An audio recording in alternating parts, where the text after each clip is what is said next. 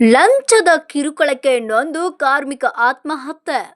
ಶಾಸಕರು, ಜಿಲ್ಲಾ ಅಧಿಕಾರಿ, ಕಮಿಷನರ್ ನೇತೃತ್ವದಲ್ಲಿ ಸಂಧಾನ ಯಶಸ್ವಿ.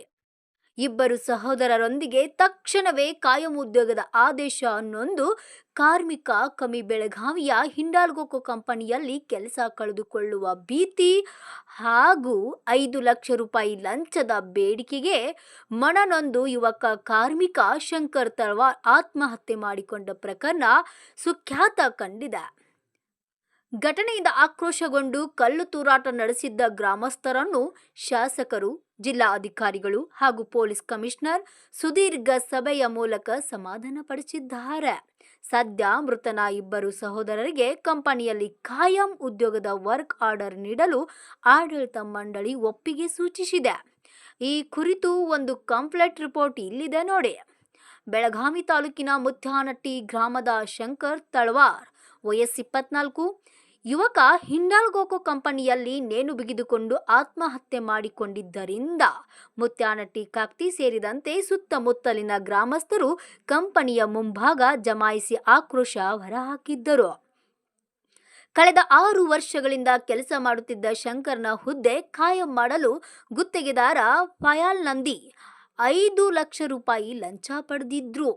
ಕೆಲಸದಿಂದ ತೆಗೆಯುವ ಬೆದರಿಕೆ ಹಾಕಿದ್ರಿಂದ ನೊಂದ ಯುವಕ ವಾಟ್ಸಪ್ನಲ್ಲಿ ಡೆತ್ ನೋಟ್ ಬರೆದಿಟ್ಟು ಆತ್ಮಹತ್ಯೆ ಮಾಡಿಕೊಂಡಿದ್ದ. ಇದರಿಂದ ಆಕ್ರೋಶಗೊಂಡ ನೂರಾರು ಗ್ರಾಮಸ್ಥರು ಕಂಪನಿ ಕಚೇರಿಯ ಮೇಲೆ ಕಲ್ಲು ತೂರಾಟ ನಡೆಸಿ ಆಸ್ತಿ ಪಾಸ್ತಿ ಹಾನಿ ಮಾಡಿದ್ರಿಂದ ಸ್ಥಳದಲ್ಲಿ ತೀವ್ರ ಉದ್ವಿಗ್ನ ವಾತಾವರಣ ನಿರ್ಮಾಣವಾಗಿತ್ತು. ಪರಿಸ್ಥಿತಿ ಕೈ ಮೀರುತ್ತಿದ್ದಂತೆ ಸ್ಥಳೀಯ ಶಾಸಕ ಆಸಿಫ್ ಶೇಟ್, ಜಿಲ್ಲಾಧಿಕಾರಿ ಮೊಹಮ್ಮದ್ ರೋಷನ್ ಹಾಗೂ ನಗರ ಪೊಲೀಸ್ ಆಯುಕ್ತ ಭೂಷಣ್ ಬೋರ್ಸೆ ಅವರು ಸ್ಥಳಕ್ಕೆ ಭೇಟಿ ನೀಡಿದ್ದರು. ಸ್ಥಳೀಯ ಶಾಸಕ ಆಸಿಫ್ ಶೇಟ್ ಭೇಟಿ ನೀಡಿ ಬಿಗುವಿನ ವಾತಾವರಣವನ್ನು ತಿಳಿದುಗೊಳಿಸಲು ಪ್ರಯತ್ನಿಸಿದರು. ಶಾಸಕ ಆಸಿಫ್ ಶೇಟ್, ಜಿಲ್ಲಾಧಿಕಾರಿ ಮೊಹಮ್ಮದ್ ರೋಷನ್ ಹಾಗೂ ನಗರ ಪೊಲೀಸ್ ಆಯುಕ್ತ ಭೂಷಣ್ ಬೋರ್ಸೆ ಅವರು ಸುಮಾರು 1 ಗಂಟೆಗಳ ಕಾಲ ಸುದೀರ್ಘ ಸಭೆ ನಡೆಸಿದ್ರು. ಪರಿಹಾರ ನೀಡಬೇಕೆಂಬ ಬಗ್ಗೆ ಚರ್ಚಿಸಲಾಗಿದೆ.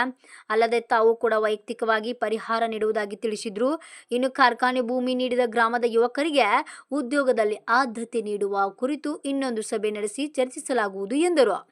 ಕಾರ್ಖಾನೆ ಆಡಳಿತ ಮಂಡಳಿಯೊಂದಿಗೆ ಚರ್ಚಿಸಿದ ಬಳಿಕ ಜಿಲ್ಲಾಧಿಕಾರಿಗಳಾದ ಮೊಹಮ್ಮದ್ ರೋಷನ್ ಅವರು 1 ಗಂಟೆಯ ಸುದೀರ್ಘ ಚರ್ಚೆಯ ಬಳಿಕ ಮೃತ ಶಂಕರ್ನ ಇಬ್ಬರ ಸಹೋದರರಿಗೆ ಇದೇ ಪರ್ಮನೆಂಟ್ ಹುದ್ದೆ ನೀಡಲು ಕಂಪನಿ ಒಪ್ಪಿದ. ಕಂಪನಿಯಿಂದ ಪರಿಹಾರವನ್ನ ಕೊಡಿಸಲು ಒಪ್ಪಿಗೆ ನೀಡಲಾಗಿದ್ದು, ಶಾಸಕರು ತಮ್ಮ ಸ್ವಂತ ನಿಧಿಯಿಂದಲೂ ಪರಿಹಾರ ನೀಡಲು ಮುಂದಾಗಿದ್ದಾರೆ. ಇನ್ನು ಕಾರ್ಖಾನೆ ಭೂಮಿ ನೀಡಿದ 5 ಗ್ರಾಮದ ಯುವಕರಿಗೆ ಉದ್ಯೋಗ ನೀಡಲು ಗ್ರಾಮದ ಪ್ರಮುಖರಿಗೆ 5 ಗ್ರಾಮದ ಯುವಕರ ಶೈಕ್ಷಣಿಕ ಅರ್ಹತೆ ಬಗ್ಗೆ ಪಟ್ಟಿ ಸಲ್ಲಿಸಲು ತಿಳಿಸಲಾಗಿದ್ದು, 5 ದಿನದ ಒಳಗೆ ಶಾಸಕರ ಉಪಸ್ಥಿತಿಯಲ್ಲಿ ಜಿಲ್ಲಾ ಅಧಿಕಾರಿಗಳ ಕಚೇರಿಯಲ್ಲಿ ಹುದ್ದೆಗಳಲ್ಲಿ ಆದ್ಯತೆ ನೀಡಲು ಬಹಿರಂಗವಾಗಿ ಚರ್ಚಿಸಲಾಗುವುದು. ಇಂದು ವರ್ಕ್ ಆರ್ಡರ್ ನೀಡಿ ಇಲ್ಲಿಂದ ತೆರಳುವುದಾಗಿ ತಿಳಿಸಿದರು.